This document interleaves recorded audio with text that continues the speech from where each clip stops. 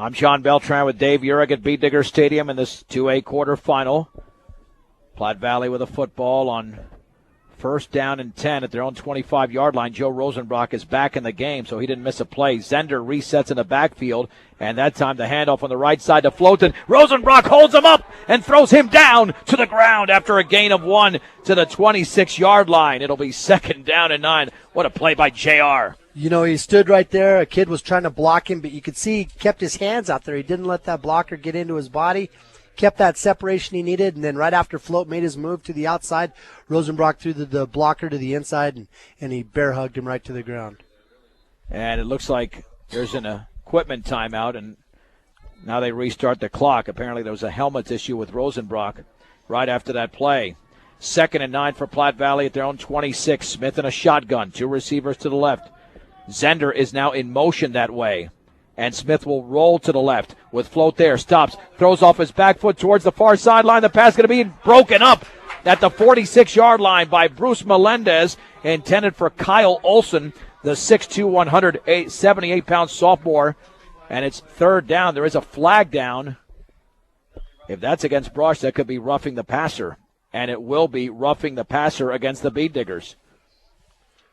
Well, you can't commit penalties like that. That's pretty obvious. That goes without saying. That would have been 3rd and 9. Instead, it's 1st and 10 for Platte Valley, and the football will be placed at the 40-yard line. Well, the Beat Diggers got away with a penalty earlier because they were able to convert out of the 1st and 23, but you keep doing this too much, and it's going to come back to bite you. You know, they got to have their heads screwed on. The same guy, you know, had a face mask earlier today. Then comes up with a roughing penalty this time in critical situations, and guys just have to have their heads screwed on straight. 1st and 10 for Platte Valley at their own 40-yard line. 2 receivers out to the left and right. Smith once again in a shotgun. Man in motion to the right. Awaiting the snap. Smith is going to roll to his right. Wants to set up a screen out to the left. The pass is caught by Float. Tries to get around Hansen. He does. Back to the inside. And Float is going to spin. And he's going to be down at the line of scrimmage. Too many Beat Diggers out there, including Hansen and Hefner and Tyson Larrick. And they all combined to make the play. It'll be second down. And we'll call it 10 right there, just shy of the 40-yard line. You know, with all of a sudden the screen coming out, some of these other plays Platte Valley's starting to run, you get the sense that Platte Valley's starting to dig into that playbook a little bit, trying to figure out what's going to put a touchdown up on the board in a hurry and maybe try to stimulate a little momentum for the Broncos. Second down and 10 for Platte Valley at their own 40-yard line. They've got 2 receivers out to the left once again, 1 to the right, 1 setback. Caddy resets in the backfield. Smith is going to hand it off to Valadez on the left side, and he is thrown down at the line of scrimmage. Holy mahungus. Levi Brenneman, who took a brief break, was able to make that play. He was fired up there. It's 3rd and 10. Boy, he just wrapped him up in a hurry, and I'll tell you what, I'm glad he did, because that Valadez he's a big kid, but he's got a lot of speed, and he's a little scary when he gets the football. Darren Wilt checks out. Dylan French checks in. 3rd and 10 for Platte Valley at their own 40-yard line. 6 minutes to go in the second quarter. Brush leads 14-0 on Skylar Seawald's 8-yard run and a 5-yard run by Eric Garcia. In a shotgun along that left hash mark. Zender will reset in the backfield. Jordan Smith has the football. Play action. The pass out to the left is caught, and maybe for a yard. That's it. Caught in the left flat right in front of the Platte Valley bench as the Beat Diggers made the play. And the pass was caught over there by Trent Fahrenbrook, the 5'11", 150-pound sophomore. But the Beat Digger defenders, including Bruce Melendez along the far sideline, were there to make the play. And Shea Hansen back deep to receive.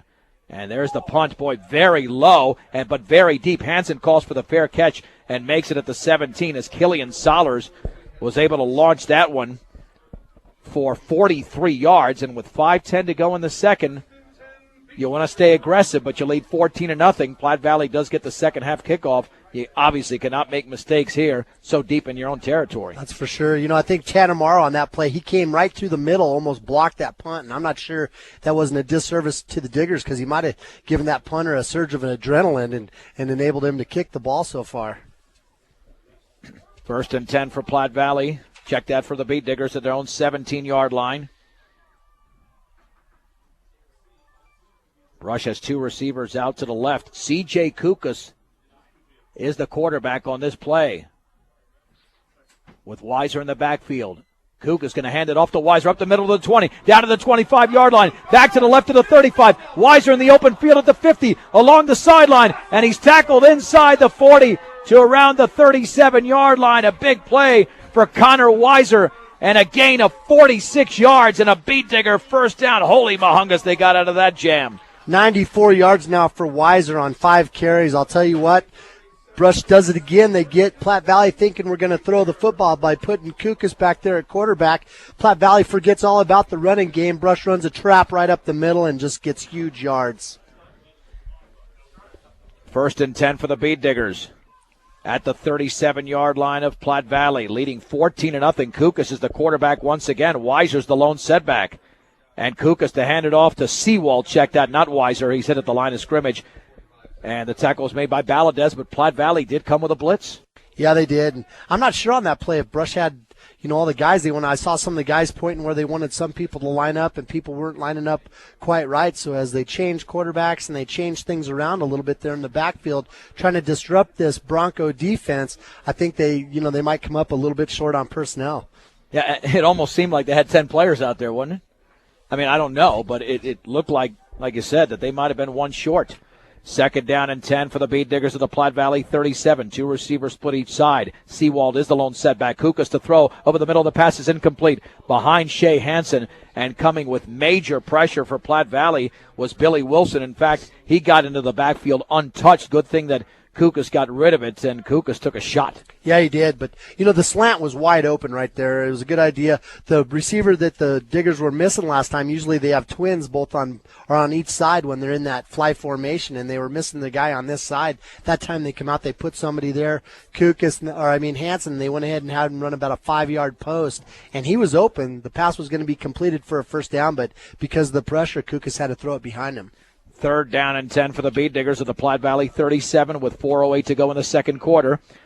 And the Beat Diggers lead 14-0. Rosenbrock is in the backfield. Garcia is now the quarterback, and the Beat Diggers, sensing that the play clock is running out, call a timeout. We will keep it right here for all of your auto supply needs. Stop by Central Auto Parts in Fort Morgan. I'm John Beltran with Dave Urich and videographer Grayson Simmons, who's done some fine work during the home games throughout the course of the season. KSIR.com/sports, KSIR.com/sports. Click on Brush Videos, and we have tons of videos and many clips from games throughout the course of this season. Now, the Beat Diggers do win this game. They'll be on the road. This is their final home game, regardless of what happens today, because they'll be on the road next week with a victory, either at Faith Christian or in Aspen. And then 2 weeks from today, on December the 5th, is the state championship game from Legacy Stadium.